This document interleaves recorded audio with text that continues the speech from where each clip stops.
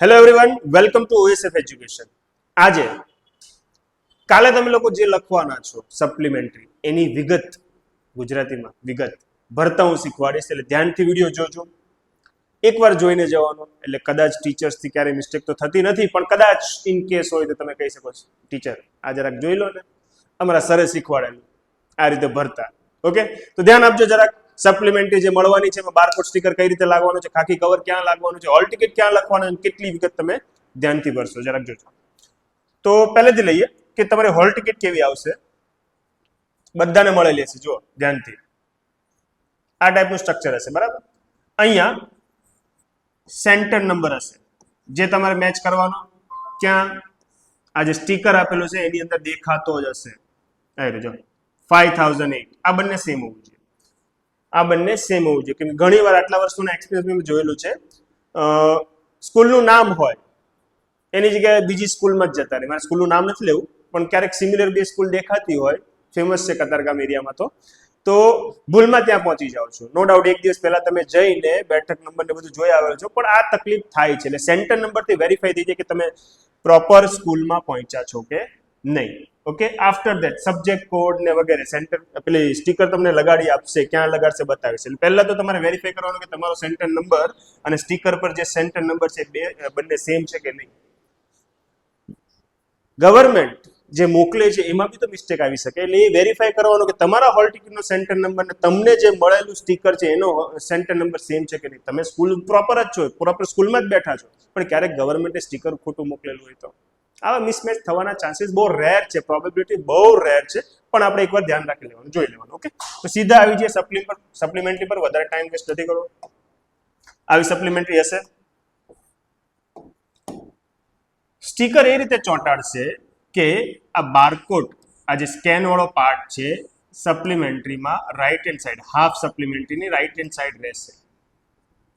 Okay, આની અંદર કેટલી વસ્તુ હશે? આની અંદર તમારો સીટ નંબર હશે, વેરીફાઈ કરી લેવાનું. તમારું સ્ટીકર તમારી પાસે જોવું જોઈએ, બાકી સ્કેન કરશે તો બીજાની સપ્લિમેન્ટરીના માર્ક્સ તમારામાં આવી જશે.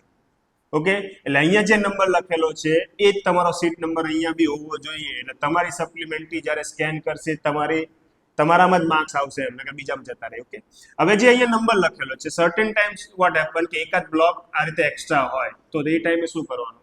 ડેશ મારી દેવાનું, એમાં કંઈ જ નહીં લખવાનું. ઓકે, નીચે મસ્ત 4016 103 એ રીતના સ્પેલિંગ લખવાના બોર્ડ પર. તમારે જે જ્યાં એક્ઝામ આપશો એમાં બોર્ડ પર આ રીતે લખેલો જશે કે 1 નો સ્પેલિંગ શું થાય, 2 નો સ્પેલિંગ શું થાય. ઓકે, એ જોઈને અહીંયા લખી કાઢવાનું. ઓકે, અહીંયા ટીચરની સહી આવશે. ઇંગ્લિશ મીડિયમના છોકરાને તકલીફ પડશે, કેમ કે આ ખંડ નિરીક્ષક લખેલું હોય એટલે દે ડોન્ટ નો. અને જે પણ તમારી આન્સર શીટ આવવાની છે એમાં આ રીતે જ લખેલું હશે. ડિટ્ટો આન્સર શીટનો જ ફોટો છે, ગુજરાતીમાં જ લખેલો છે. તમે યાદ રાખી લેજો કે ખંડ નિરીક્ષક એટલે શું? જે પણ સુપરવાઇઝર હોય, જે સુપરવિઝન કરતું હોય એની સાઇન આવશે. ઓકે, હવે અહીંયા નામ નથી લખ્યું, પણ અહીંયા લખે છે ખંડ નિરીક્ષક એટલે સુપરવાઇઝરની સાઇન વિથ ધ નેમ. તો ટેન્શન નહીં લેતા, ખાલી સાઇન બી ઇનફ છે, કેમ કે આ બારકોડથી ઢંકાઈ જવાનું છે, ખાખી કવરથી ઢંકાઈ જવાનું છે. ઓકે, ચાલો. એટલે કેટલી વસ્તુ ધ્યાન રાખી, તો સીટ નંબર વેરીફાઈ કરી લેવાનો છે. સર ટીચર કે સર જે પણ ચોંટાડે છે એ અને આ બંને મેચ થવો જોઈએ. રોંગ હોય તો જાણ કરી દેવાનું. ઓકે, સેન્ટર નંબર ક્યાં મળે? તો આ સ્ટીકરમાં બી મળશે, ઇવન તમારી પાસે જે આવશે હોલ ટિકિટ એમાં બી લખેલો જ હશે, એમાં જોઈ લેજો. એ જ અહીંયા છાપવાનું. અહીંયા તમારી સાઇન આવે. પરીક્ષાર્થી એટલે તમે લોકો કેવો, તમારી સાઇન અહીંયા આવે. શોર્ટ સિમ્પલ સારી સાઇન કરવાની.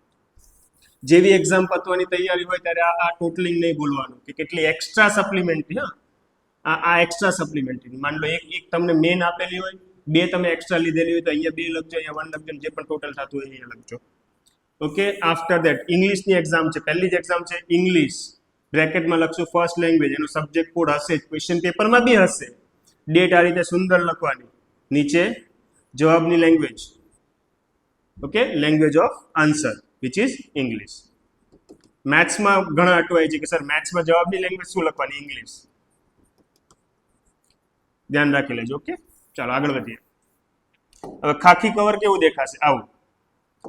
ઘણા ટીચર્સ ચોંટાડી આપશે, જો ટીચર નહીં ચોંટાડે તમને આપે તો તમારે શું ધ્યાન રાખવાની છે? ગવર્મેન્ટનો લોગો આ રીતે સીધો દેખાવો જોઈએ, એરો ઉપર હોવો જોઈએ અહીંયા, ઓકે, અને આ રીતે હાફ ચોંટાડવાનો છે, આમાં આવવું નહીં જોઈએ.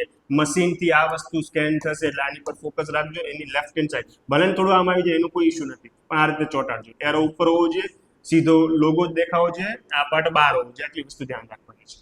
ઓકે, બીજું કોઈ વસ્તુ ધ્યાન રાખવાની નથી. લાસ્ટમાં જેવું આ બધી વસ્તુ પતે એટલે તમારી પાસે જે હોલ ટિકિટ હશે ને એમાં રાઈટ હેન્ડ સાઈડના બોક્સમાં સાઇન કરાવી લેજો. બતાવી દઉં કોની સાઇન કરાવવાની છે એ બી કહું. જો આ રીતે હોલ ટિકિટમાં છેલ્લા 2 કોલમ હશે, અહીંયા બધો ડેટા લખેલો હશે, કયા સબ્જેક્ટની છે, કઈ ડેટ છે. અહીંયા શું છે, તમારો આન્સર શીટનો નંબર અહીંયા લખવાનો અને અહીંયા સાઇન કરાવવાની. આ ક્યારે કામ આવે? હોલ ટિકિટમાં હશે જગ્યા જોઈ લેજો. આ ક્યારે કામ આવે? સર્ટેન ટાઈમ્સ તમે એક્ઝામ આપેલી છે બટ એબસેન્ટ બોલાતું હોય તો તમારી કિસ્મત બહુ ખરાબ હોય, શનિદેવ તમારી પર હાવી હોય તો શું કરશો? ત્યારે તમારી પાસે પ્રૂફ હશે કે જો મેં એક્ઝામ આપેલી, આ મારો આન્સર શીટનો નંબર છે, અને આ જો સુપરવાઇઝરની સાઇન છે, આ ભૂલ્યા વગર હોલ ટિકિટમાં કરાવીને આવજો. ફ્યુચર સિક્યોર રાખજો. Okay everyone, all the best કાલની એક્ઝામ માટે. મળીએ નેક્સ્ટ લેક્ચરમાં. સાયોનારા, બાય એવરીવન.